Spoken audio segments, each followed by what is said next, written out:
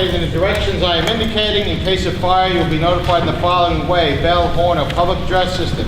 If you are alerted to fire, please move in a calm, orderly manner to the nearest smoke-free exit or directed by the establishment over the public address system. Would you all please rise for our salute to the flag? I pledge allegiance to the flag of the United States of America and to the republic for which it stands, one nation, under God, indivisible, with liberty and justice for all. Thank you. This meeting has been publicized in accordance with Section 5, Chapter 231, Public Law 1975, Open Public Meeting Law by notification to each board member, the Hazlet Library, Independent, Asbury Park Press, News Tribune, Courier, Star Ledger, Township Clerk, and posted on the bulletin board in the lobby of Township Hall. Time may be allotted for public comment at this meeting. Each speaker may be allotted a limited time when recognized by the presiding officer. Individuals wishing to address the board shall be recognized by the presiding officer and shall give their name, address, and group, if any, that they represent. Although the board encourages public participation, it reserves the right, through its presiding officer, to terminate remarks to and or by any individual not in keeping with the conduct of a proper and efficient meeting. The board will not, during the public portion of this meeting, discuss matters involving employment, appointment, termination of employment, negotiations, terms and conditions of employment, evaluation of the performance of, promotion, or disciplining of any specific or prospective or current employee. Have a roll call, please. Mrs. Gaffney? Here. Mr. Herman? Here. Mr. Anello? Mr. Cullivus? Here. Mr. Lamb? Mr. McGrath? Here. Ms. O'Leary? Here. Mrs. Perez? Here. Mr. Willie? Here. And Ms. Lucarini? Here. Just so you know, in terms of the procedure this evening, we're going to go through the presentations, followed by the budget presentation, the student member update, and then we will take a brief recess at that point. So that having been said, I'll turn the agenda over to our host for the evening, Ms. McCoy. Thank you. You want to say that? Yes, please. Okay.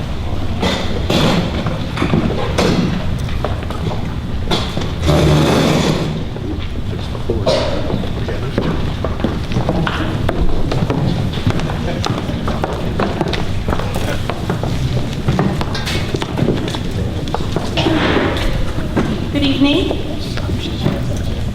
Dr. Reagan, Dr. Roman, Mr. Willig, members of the Board of Education, thank you so much for visiting us this evening at Hazlet Middle School. We're proud to celebrate the hard work of our students with you tonight.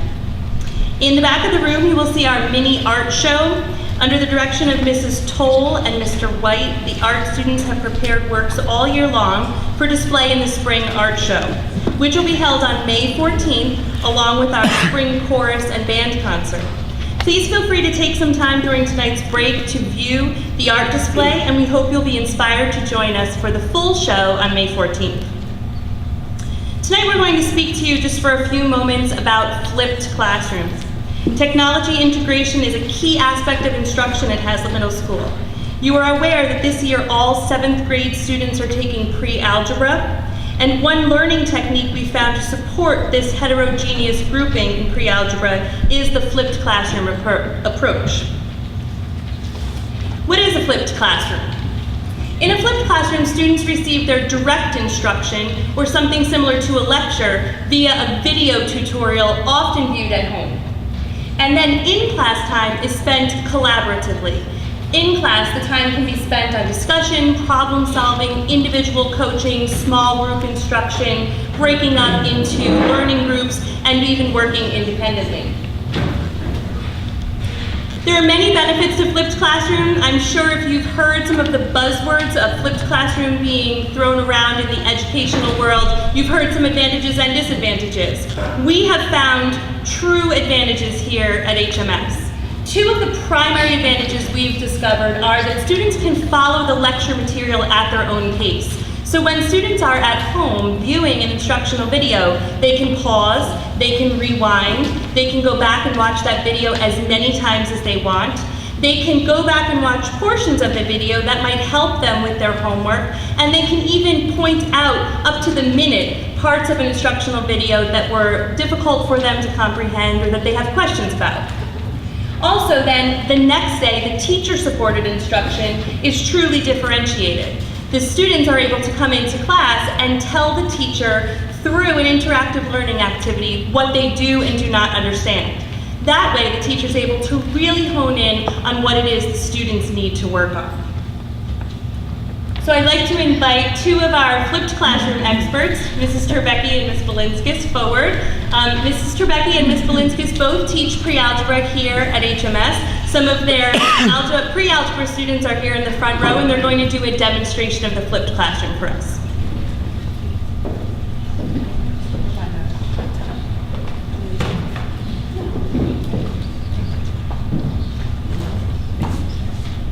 As Mrs. McCoy mentioned, to use flipped instruction, we create video tutorials on certain lessons that students can do at home, and then they are able to then use these, watch them, and take notes on the worksheets that we provide. When the students leave us, we'll give them, instead of the typical worksheet where the students go home, work on the problems, try to solve them at home, where they often struggle, and you as parents may not remember middle school math, you struggle with helping them. And we are not there through a phone to reach out to us to say we need help with our homework. The flipped instruction is the instruction is in class. The instruction is not in class, the instruction is at home. But we provide a worksheet for them that coincides with our video tutorial. As they're watching the tutorial, they fill in the notes. They're taking their notes at home. And we'll even throw in a couple of practice problems for them to try on their own while they're at home. And then when they come back to us the next day, we're able to try to reinforce some of that material that they had learned at home. So this is an example of a video that they might watch. This is the video for lesson 6.5, similarity and measurement.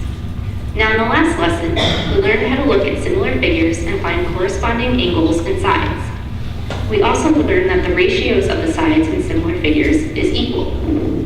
And when we have ratios that equal each other, we can set up proportions. That's what we're going to do in this lesson. So in example 1, we're given that the two quadrilaterals are similar. ABCD is similar to EFGH. And we're going to find the missing side, which in this case is EH. Now sometimes the question will tell you exactly what side to find. Sometimes just in the picture, you'll have to look for the variable that's next to one of the sides. Okay, so our first step says write proportion involving EH. So if I look at my names, I see that E is first and H is last.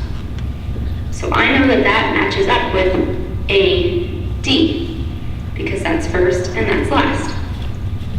So I'm going to start writing my proportion. So I like to start with the first figure. So we're going to say AD, we're going to put it over EH. Now, the students would have an exact copy of Okay, this notice we're not worksheet. using They any would be numbers, we're writing just in saying as what they're sides we're going listening to and use. watching.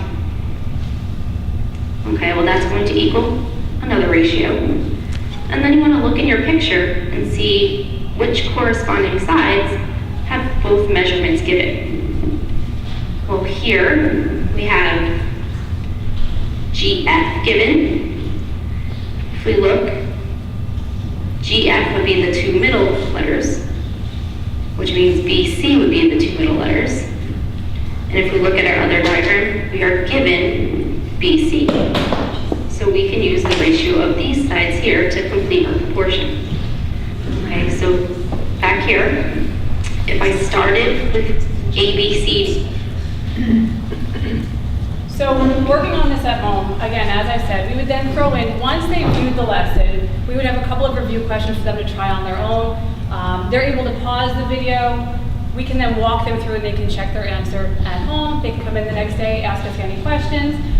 When they come in the next day, we may run it a little differently. We can break them up into groups, we can pair them up, or they can work independently.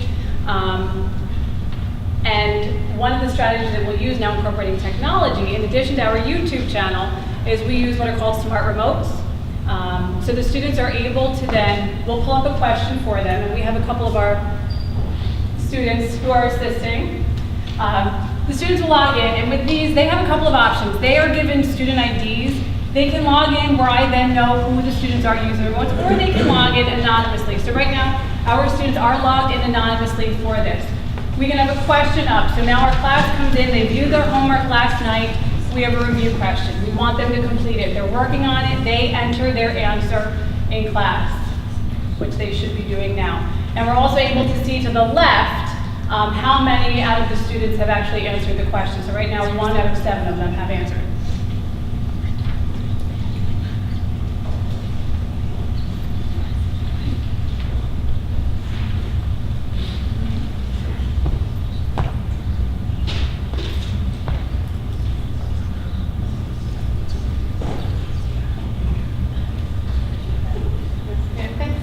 Once they finish, we can stop the question and instantly see how many people got the correct answer. And they all got the correct answer, so we would be able to then move on to the next question.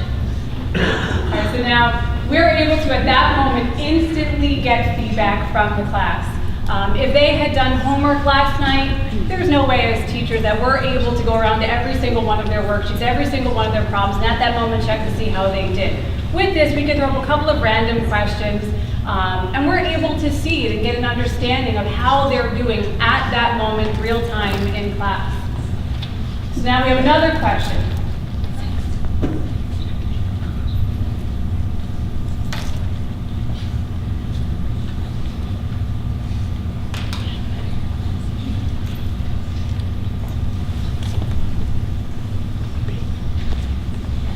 And with this one, we have some more of a variety of the answers. And we can understand from this that some of them are a little confused. So if it was the first question, I would know that they have a great foundation of it. I wouldn't need to use class time to review that question because I already know that their baseline, they have a great understanding of it. With this question, we may take a couple minutes just to review to clear up any misunderstandings that they may have. And that's how we use flipped instruction.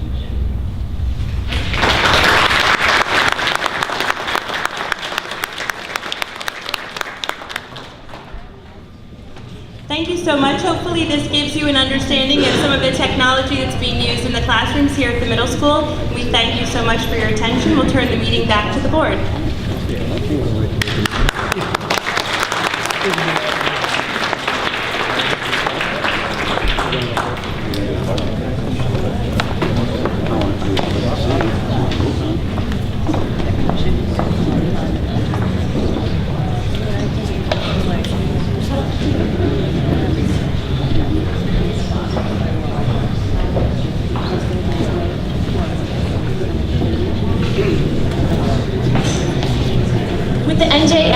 Starting today at Hazlet Middle School, this is the perfect opportunity to announce the following students have received a perfect score of 300 on last year's administration of the New Jersey Assessment of Skills and Knowledge. Ali Beifel,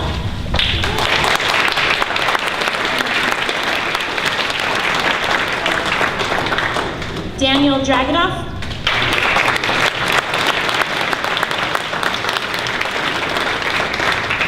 Ryan Usibi,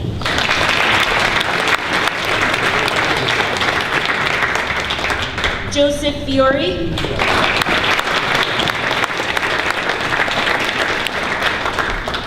John Joyce,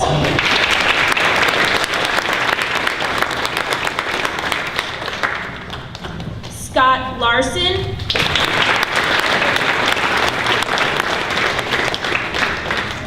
Mark Lavia,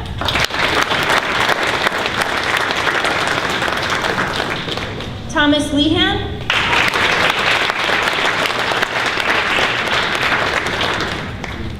Jake Morales, Timmy Pham, Hannah Primiano, Michael Prusino,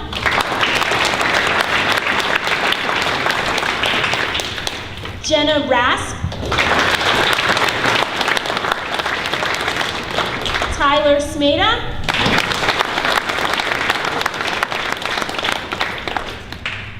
and Christine Villavicencio.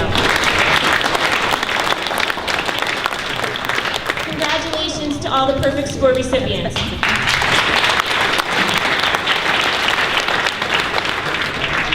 We would like to congratulate this year's Hazlet Middle School Spelling Bee winner, Emily Zembricki.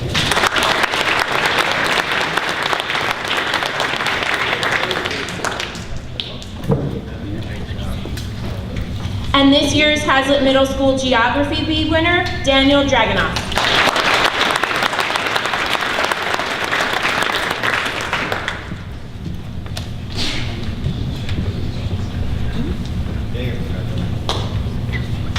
The following students were members of the Hazlet Middle School academic team that placed 4th out of 30 teams at the MAST Pre-High School Academic Tournament. Daniel Dragonoff,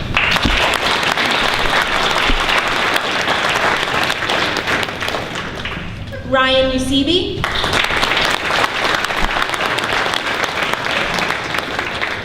Julianne O'Byrne,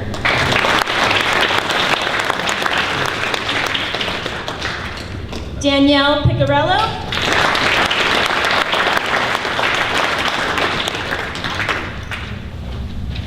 Gianna Simon,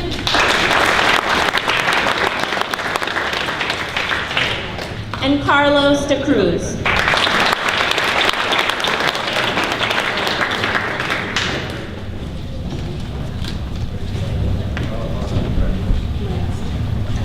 The following students have had their original works published in the Creative Communications Essay Anthology. Bethany Budner,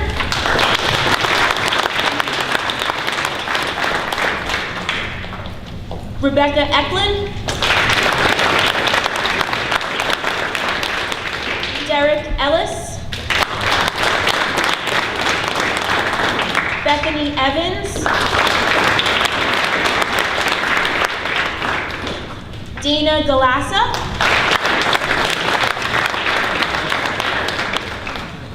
Nicholas Hansky,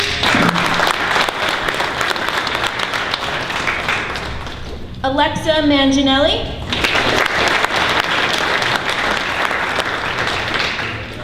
Nicole Maduro, Taylor Monaghan,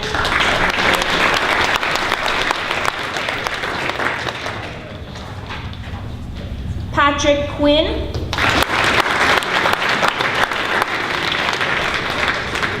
Isaac Richardson,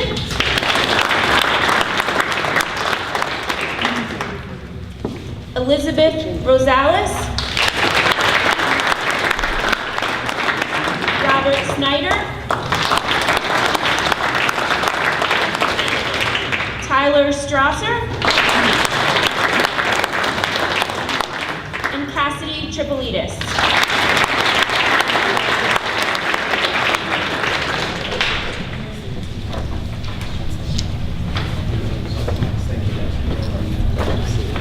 Best staff attendance for the month of March 2014 goes to Beer Street School.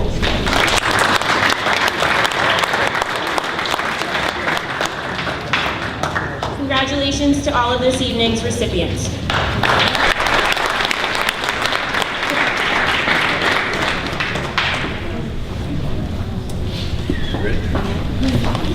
We'll go into our student member update at this time.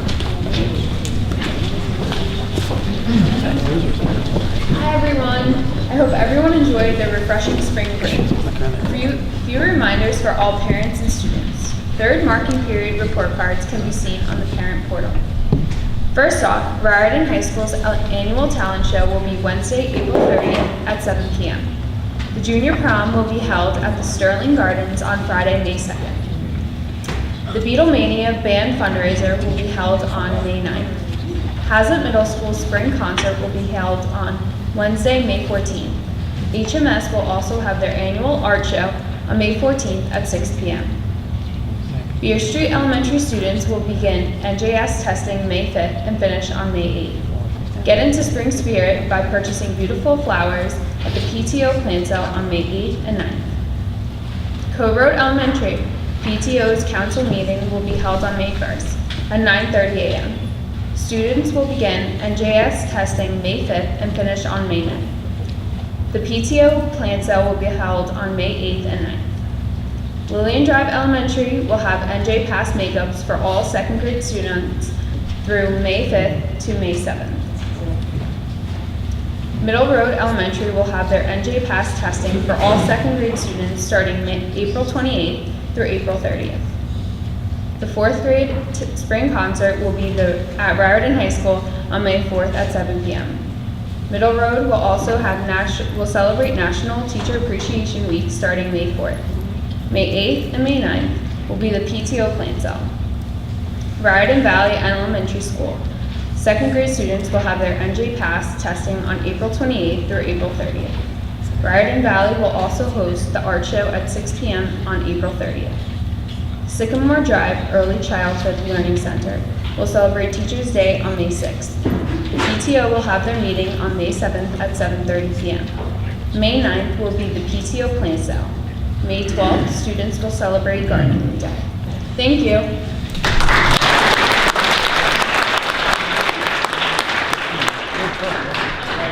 There's comprehensive and well-planned out as usual.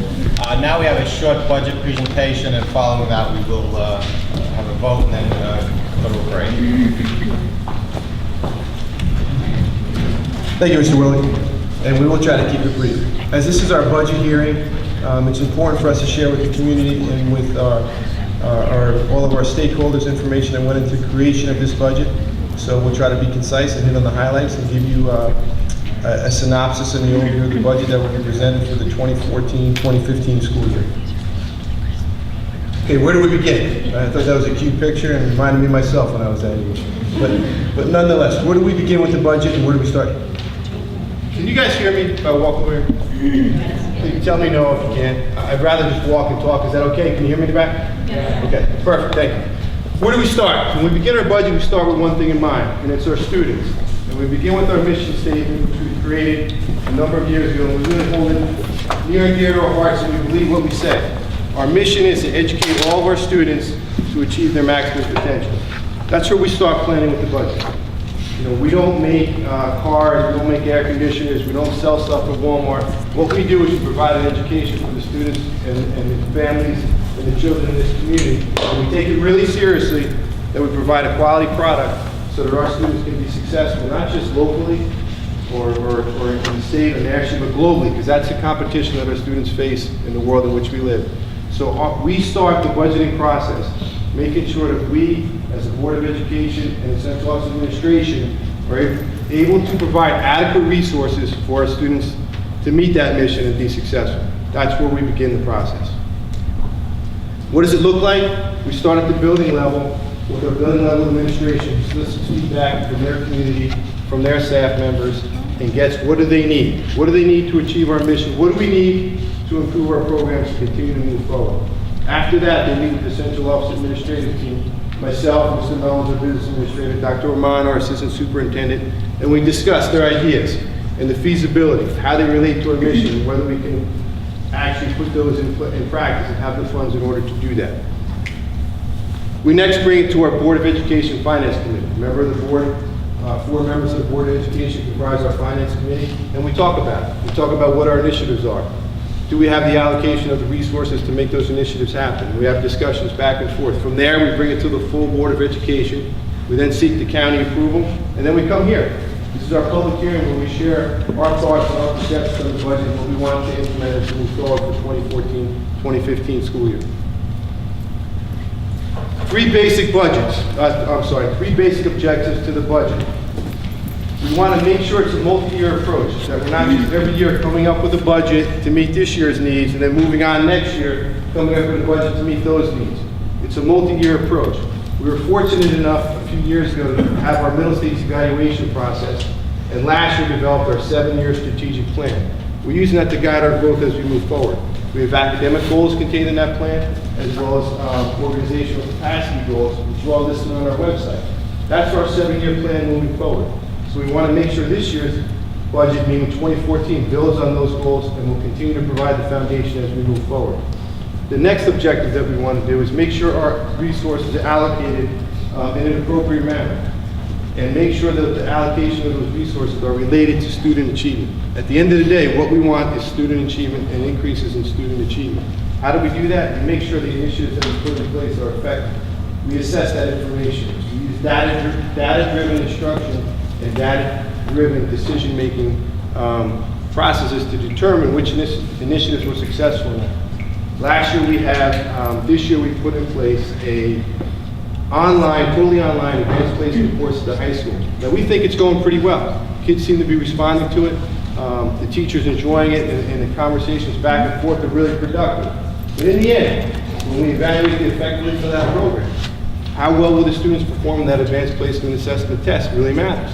If they don't perform as well or better than the students who take a traditional course, then we got to question whether that was really an effective use of those resources. And that's number two. And last, the third thing, it's important for the community to have trust in the Board of Education and administrative teams that we're allocating resources successfully. And you trust that we know every dollar that you give us in the Board of Education, you need to know is well spent, because you work hard for your money. And in today's day and age, it's even more difficult to earn a living and be successful. We take that responsibility very seriously, and that's our third objective, to make sure you have confidence in us that we're spending and allocating your resources in an appropriate manner to yield the best products for the money that you put forward. It's really hard to see this. This is our 10-year history, though. We wanted to put it up there. And a couple things are really important.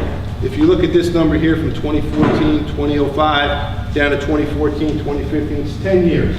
Over those 10 years, our school budget has averaged of 1.8%, which is less than the 2% that the county deems as fiscally responsible and appropriate. We're proud of that.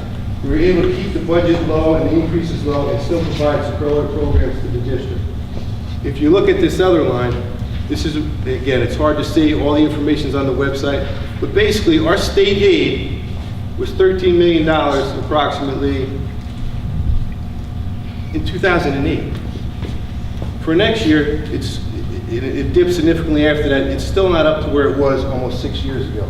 And the problem with that is, the less money we have in state aid, that means more money has to fall on the shoulders of the taxpayers. And the state aid was reduced from the economy. We were struggling a number of years ago, and we've yet to get back to where we were in 2006, 2008. 2008, 2009, 2010, 2011. And we're still working towards it. Mr. Mullins, comments on this slide? No, there's a slide we'll get to in a couple slides up. And what you'll see is the state actually does an adequacy formula and tells us how much they should fund us, which is in excess of $14 million.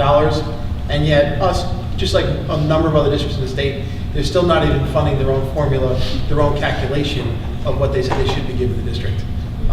We'll continue to try and fight it. We talk to our assemblymen, our legislators. As funds are tight here, they're tight in the state as well. And we hope that we can maybe not get back to where we need to be per that formula, but get back closer to where we were a few years ago. The annual comparison, this year's budget with next year's budget, you can see the numbers up there. The tax levy is going to go up about $900,000, and really that's primarily due to the increases that we have to pay for our health insurance premiums for our employees, as well as the implications for the Affordable Care Act. We have to provide insurance coverage to employees who prior didn't have insurance, and that comes out to almost the entire $900,000 rate increase into the tax levy that we have there. The overall budget, as you can see, the general fund, it's down $300,000. So these are just comparisons. We showed you a 10-year comparison. These are comparisons from year to year. And the state aid is the key. The state aid is about the same. It's up about $60,000. And if you see the graphic for the state aid, it's pretty clear that it's gone down. It has not yet, in next year's projected budget, got to the point where it was here in 2009, 2010. You want to talk about this? This covers what I was speaking about briefly earlier. The figures haven't come out for this year. The state didn't release them. They were actually sued, and they have to release them this week. They didn't release them today. Hopefully they will be out tomorrow to tell us what our projected aid should have been for this year. So this slide is exactly the same slide that we had in last year's presentation to where the shortfall was. Since our aid only went up by $20 per student, that's where that $60,000 number came from. They gave us $10 per student to meet the costs associated to go with the park testing that we beta tested this year and we're fully implementing next year, and another $10 per student for other costs, which obviously doesn't cover the increase in costs for these students. So while our prorated aid is going to be much lower than it should be, our projected aid, or the aid that the state says we should receive, we'll know by the end of the week. Unfortunately, we don't know the number for this evening. Tax levy, the board has been very good. 3 years ago and 2 years ago, there was no tax increase. The board's allowed to put out a tax, as Dr. Ray talked about, to raise property taxes by 2%. It doesn't mean the overall budget can go up by 2%, but the actual tax levy. When you don't raise the tax levy, you're allowed to bank it and use it for upcoming and future years. Some of those monies that the board has banked will actually be expiring as of the adoption of this budget. There's $481,000 in taxes the board did not raise that it never can raise again. After tonight, there's $804,000 that can be used in future budgets if necessary. Tonight's budget does utilize, and you'll see on the resolution, $60,000 of bank cap to meet some of those Affordable Care Act numbers that we had to hit. But we're actually $1.2 million lower in taxes raised than what the Department of Education says that the district and the board could have raised based on that 2% number. This is something we're really proud of. The School Development Authority SDA grants are available, and this Board of Education has always taken a proactive stance when we come to facilities. Rather than letting facilities degrade over time, and then coming to the public and saying, listen, we need a referendum because this building's falling down, we haven't attended to its needs. The board annually budgets a certain amount of money to renovate classrooms, to improve structures, to fix roofs, to fix landscaping, to fix the grounds, to fix the infrastructure, the facades of the buildings and things, so that the buildings are an appealing learning place and they are structurally sound for our students. So we typically do that on an annual basis. We were fortunate this year that the School Development Authority put forth these grants that as soon as they came out, we applied for them. And what that means is a lot of these projects that we were scheduling to do, you know, the Raritan High School boiler replacement, that boiler is as old as the building. Anyone that has a home knows that heating units don't last forever. You know, when you try to manage the heat in a building with 90 classrooms, it's hard enough to do with an efficient system, but one that's inefficient is equally more difficult. So that was a scheduled renovation that we had. With the SDA grant that we were awarded, they pay 40% of the cost. In each of these grants, we will get 40% from the state. Sorry about that. Building drive roof repair, the gym replacement at Raritan High School, the middle road structural repairs underneath the building has to be shored up for the foundation. The media center, we've tried to do elementary media centers on an annual basis to update those. You know, the libraries we went to as children, they no longer are sufficient to meet our students' educational needs. We now have media centers that incorporate technology and have different things in them, different learning spaces for our students. These grants all here total $1.3 million, which equate to 40% of these initiatives. We're really proud that we got those grants from the state. In total, $2.3 million those grants have been out. There's 4 phases of the grants. The district's been awarded grants in every one of the phases. So our grand total after these awards will be the $2.3 million. That should complete the awards that were set aside from the bonds that were issued from the state. If there are some monies available and another round comes out, the board's ready with some more projects that they'll move forward and go with. This grant was for, let's say, the Middle Road Media Center. We know that the Beer Street Media Center is one that we're budget for and do the following year. So if that was to come up, that'd be another grant we'd apply for and go for the following year. Okay, first and foremost in the budget, all the current educational programs and initiatives remain intact. You know, the things that we worked hard over the years to put in place, the commitment to technology, the full-day kindergarten, the after-school tutoring for the students that need it. Those things all remain intact, the initiatives with the dual enrollment programs and things like that. That's the first thing that's really important. Nothing's getting cut or nothing's being reduced. All the initiatives we had in place will remain intact. Okay, so what's new in this budget? There's a number of key things that are new. We have expanded advanced placement and technology course offerings at the high school. You know, our goal with our dual enrollment and advanced placement courses is for students when they graduate Raritan High School to have the capacity and the ability to have a year of college under their belt. We're not there yet, but we're continually working to get there and offering the more advanced placement courses that students can take at a younger grade level and allows them more opportunities to do that. And that's a goal we continually want to move forward for.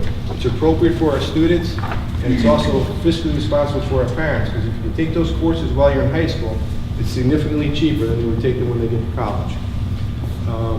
The new Avid program, we're really proud of that. That's a program geared towards students that typically were not on a college track of performance.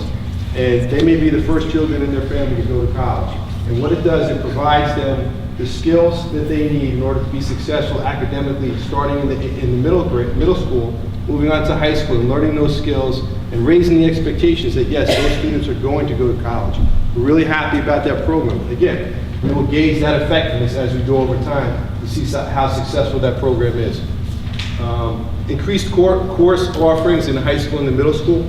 We're going to offer more courses.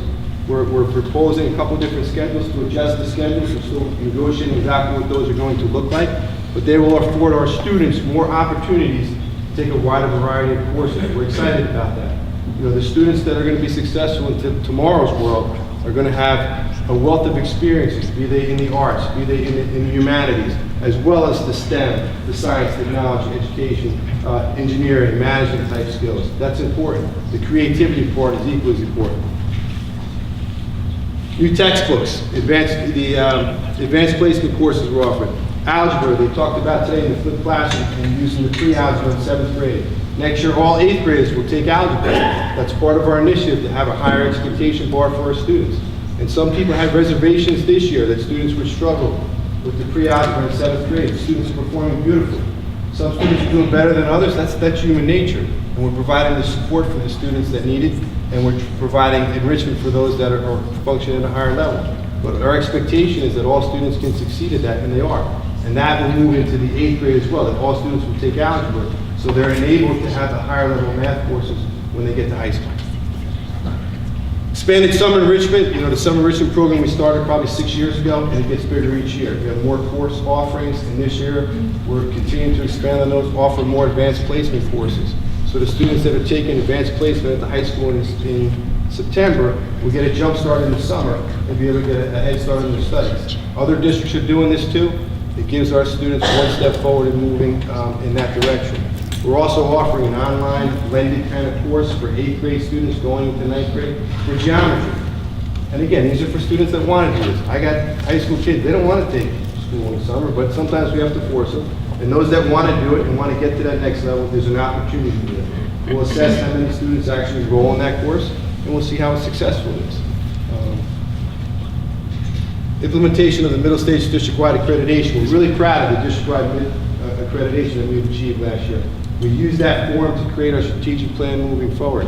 Now that we have the strategic plan, it could be nice and pretty, and we can put it on a box and say, there it is, it looks nice, or on the website, but we're really bringing it to life. We meet on it regularly, we have action teams for each of the 4 goals, and as we move forward with the implementation, things are changing. You know, and the goals may need to be adjusted, and things in the action plan may need to be tweaked to make sure we are being true to that, and we will continue to do that. We want to implement that 7-year plan. Midway through, we're going to report out on how successful we're being, and then we may need to adjust the entire plan as we move forward. Technology enhancements with some alternate. Yes, the district's invested well over $1 million in the last few years in technology, including, as I'm sure the students know, an increased bandwidth, allowing more videos to be shown in class and more devices to be used. We have a number of new apps that are going to come out next year and be loaded onto our smart board and onto our iPads. Smart boards are already in all of our pre-K through 6 classrooms. General ed, they're going to be going into more of the resource rooms and some of our support classrooms like the art rooms. Chromebooks, we brought in a number of Chromebooks right before our park testing this year. It worked very, very well. We have budgeted for to bring on more Chromebooks next year, which will be used for testing, but also it's something that can be in the hands of the students on a daily basis. And in some classes, like some of our higher level science classes, the Chromebooks can't handle the programs, so we have some budget for some laptops to be able to bring into some of our physics classes and other classes. About 6 years ago, we instituted a TV studio in the high school that shows the daily announcements every morning. We're going to be upgrading the distribution system for that TV studio. As we go to a different schedule over at the high school, it allows more time during that first period, and really will allow the students to build a bigger and better product, and they'll be able to distribute that out throughout the entire school and also through our website. And then also, something that started here in the middle school, the Elmo document cameras became very popular here in the middle school, and there's a number of the schools that budgeted to have those increased and put those tools in the students' hands on a daily basis.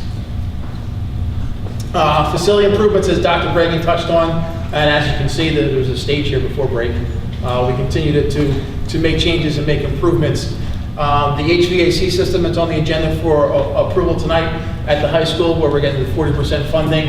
the technology infrastructure. Not only are the new Apple computers going to be in that TV studio classroom, but the actual software and the distribution out to the school will be upgraded as well. We spoke about the Media Center at Middle Road. There's a picture there, the one from Raritan Valley from 2 years ago.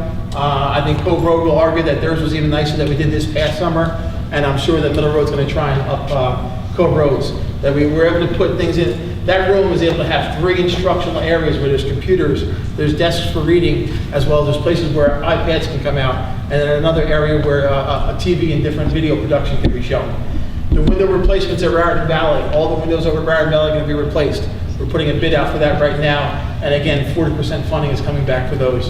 On an annual basis, interior doors, we're actually going to be redoing the doors here at the middle school very shortly. And rather than having it happen in one big number, each year we try and do some interior doors, some exterior doors. We try and do some bathroom renovations. We did bathroom renovations, and then also just over break or right before break, Middle Road School, we renovated the bathrooms right by the gymnasium there. It's something where we try and hit 1 or 2 each year and not wait until they're all at disrepair. And the same thing with the classroom renovations. There's classrooms that each year we try and bring up. We did 2 of the science classrooms in the school over the summer, and then the 3rd science classroom in the school we'll do next summer. So anyone with a 7th grader will have another updated science room for your students to be in next year. So every year we try and do a little bit so it doesn't fall to be one big number at the end.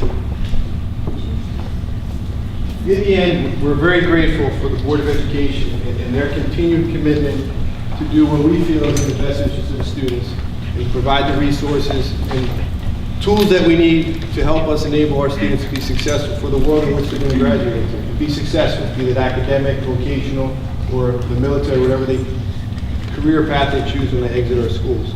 And this budget is just one of a number that supports that initiative to continue to move forward. And again, we're grateful for the support of the community. I appreciate your attention to this. I would encourage you, when you have time, to go on the website. We have not just this information, but all the information we talked about our initiatives and about the middle stage accreditation. And this particular PowerPoint will be up there along with our user-friendly budget. I encourage you to take a look at it. And any questions or concerns you have, if you don't ask them tonight, feel free to direct them to my office or Mr. Mullen's office. And again, we appreciate all your support. Anyone have any questions, concerns? No, we have to, the board will come back up, we're going to vote on the budget, and we'll take the action right after that.